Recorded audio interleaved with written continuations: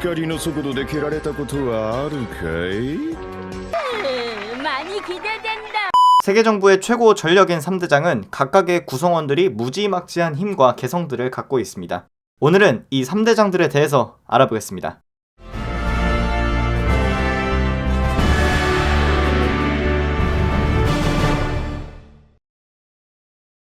첫 번째는 일부의 해군대장이었으며 현재는 해군이 아닌 떠돌이 생활을 하고 있는 아오키지 파란꿩 쿠잔입니다.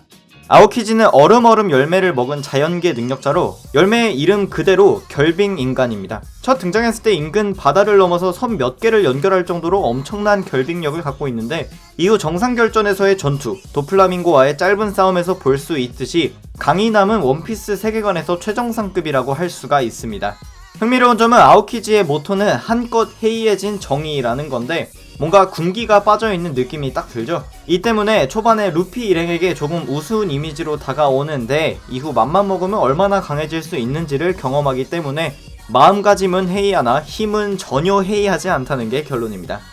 더욱이 해군이 정의를 추구하는 것에는 동의를 하지만 그 정의가 도를 넘는 것에는 경계해야 된다는 마음가짐을 갖고 있고 그 때문에 자신과 정반대 성향인 아카이누가 해군의 원수 자리에 오르는 것을 반대하기도 했습니다. 이러한 두 정상의 의견 대립은 결국 원수 자리를 놓고 결투를 하게 만드는데 아오키지는 왼쪽 다리를 잃고 패배하게 됩니다. 물론 그에 대한 결과로 해군을 나오기도 하고요. 그 이후의 행방은 도플라밍고와의 짧은 갈등에서 볼 수 있듯이 해군도 해적도 혁명군도 아닌 신분으로 무엇인가를 버릴 준비를 하고 있다는 사실만 알려줍니다. 가장 흥미로운 건 쿠잔이 검은 수염과 손을 잡았다는 썰들이 해군 사이에서 돌고 있다는 거고 그 정의롭고 따뜻한 쿠잔이 어떤 계획을 갖고 검은 수염에게 접근했는가입니다.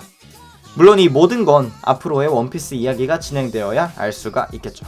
다음 두 번째는 2년 전의 해공대장, 현 해군의 원수인 사카즈키, 즉 아카이누입니다.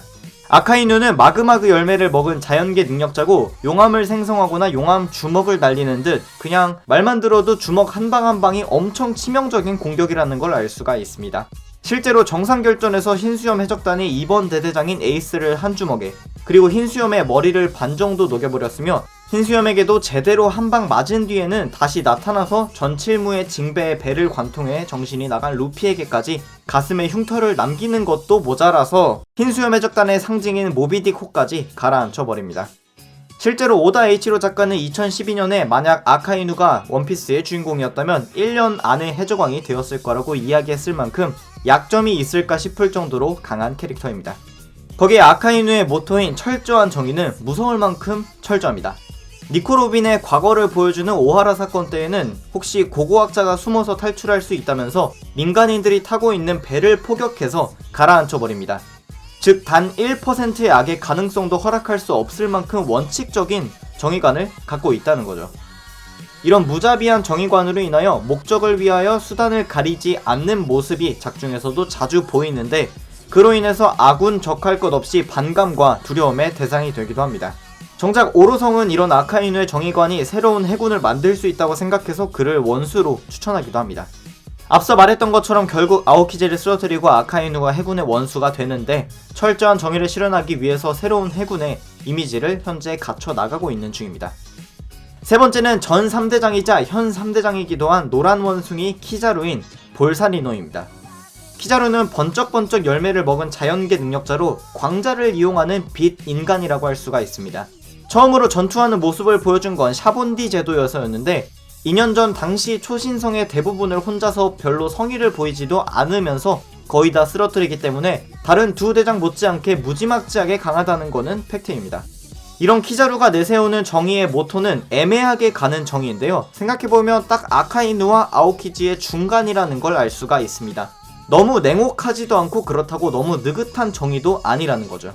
적당히 냉정하고 적당히 흐느적대는 키자루의 모습은 말하는 내용은 강하게 말투는 부드럽게 하는 것에서 드러나기도 하는데 해적들 앞에서는 얄짤없습니다.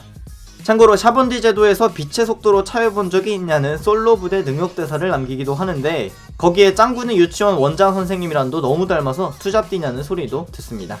어쨌든 이런 중간 정도 가는 성격 덕분에 원수 자리보다는 본인의 현재에 만족하는 것 같은데 정상결전에서는 말만 유하게 할 뿐 상당히 다른 두 대장에 버금갈 정도로 싸움에 적극적으로 참여합니다.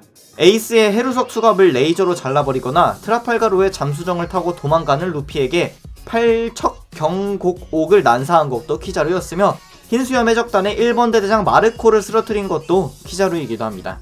거기에 빛의 속성을 이동해 빠르게 이동하는 것, 그리고 레이저와 같은 파생 기술을 쓰는 것도 강하지만 단순히 타격기를 가할 때 빛의 속도로 공격한다는 건 그 파괴력이 수천 톤 이상의 힘을 내포하고 있다는 걸 의미하기 때문에 특히나 맨손 싸움에서는 3대장 중 가장 강하다고 할 수가 있습니다. 3대장 중 가장 느긋하고 편하게 살고 강하기까지 한 키자루는 어째보면 가장 부러운 인생을 사는 것 같기도 하네요. 참고로 2년 뒤에는 에드워드 위블에 대한 소식을 듣는 장면에서 잠시 출연하게 되는데 단순히 에드워드 위블이 얼마나 강한지 설명하는 장면에서 그쳤으며 이전 3대장들 중 유일하게 외모의 변동이 거의 없는 상태입니다. 일단 여기까지의 3대장들은 셋이 갖고 있는 별명으로부터 대강 능력을 추론할 수가 있었습니다. 근데 2년 뒤에 새로 등장한 두 대장들은 이름이나 별명 속에 담긴 색으로부터 능력을 추론할 수가 없게 되었는데요.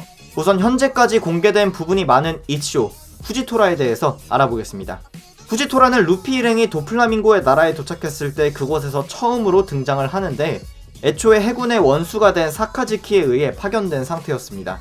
가장 큰 특징이라면 장님이라는 건데 본인 스스로 장님이 되기로 선택했다는 걸로 봐서는 뭔가 비하인드가 있다고 생각이 됩니다. 당연히 해군 대장 자리에 올라있는 후지토라이기 때문에 장님이라는 건 그저 인물의 특성에 지나지 않는데 아직 열매의 이름만 나오지 않았을 뿐 중력을 조작할 수 있는 능력자입니다. 작중에는 우주에서 운석을 끌어당겨서 떨어뜨릴 수 있을 정도니까 후지토라가 조작할 수 있는 중력의 정도가 엄청나다는 걸 추론할 수가 있고 칼을 사람의 몸 위에 올린 상태로 약간만 힘을 줘도 땅이 움푹 파여 들어갈 정도라는 것도 알 수가 있습니다. 거기에 지팡이로도 사용하는 검은 조로나 도플라밍고의 공격을 단번에 막을 수 있는 정도였기 때문에 이전 세대의 3대장 못지않게 강자라는 건 명백한 사실입니다.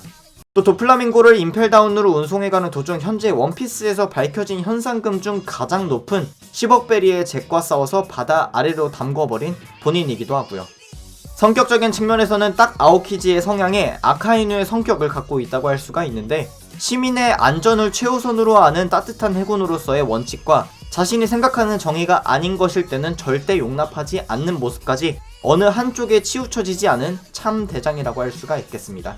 실제로 후지토라, 즉 보라색 호랑이라는 별명에서 보라색은 푸른 꿩 아오키지의 파란색과 붉은 개 아카이누의 빨간색을 섞은 색이기도 합니다.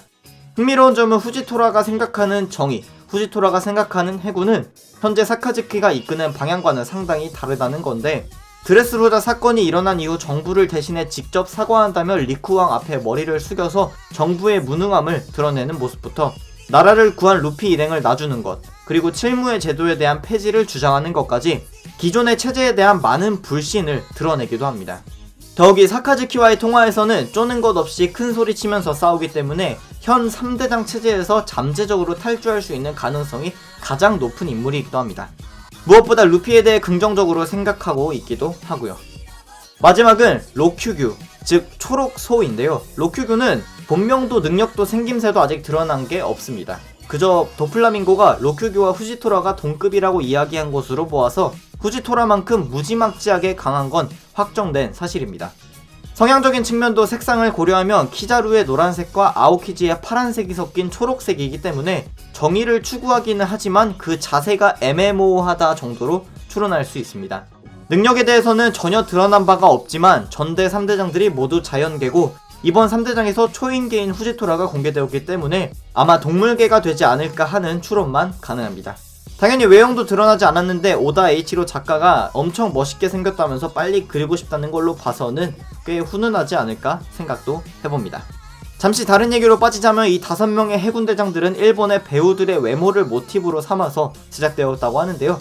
키자루는 다나카 쿠니에, 아오키지는 마츠다 유사쿠, 아카이누는 스가와라 분타라는 야쿠자 배역 전문 배우를 모티브로 했고 후지토라의 경우 가츠 신타로라는 실제로 맹인 검객의 이야기를 담은 영화 주인공과 거의 똑같습니다.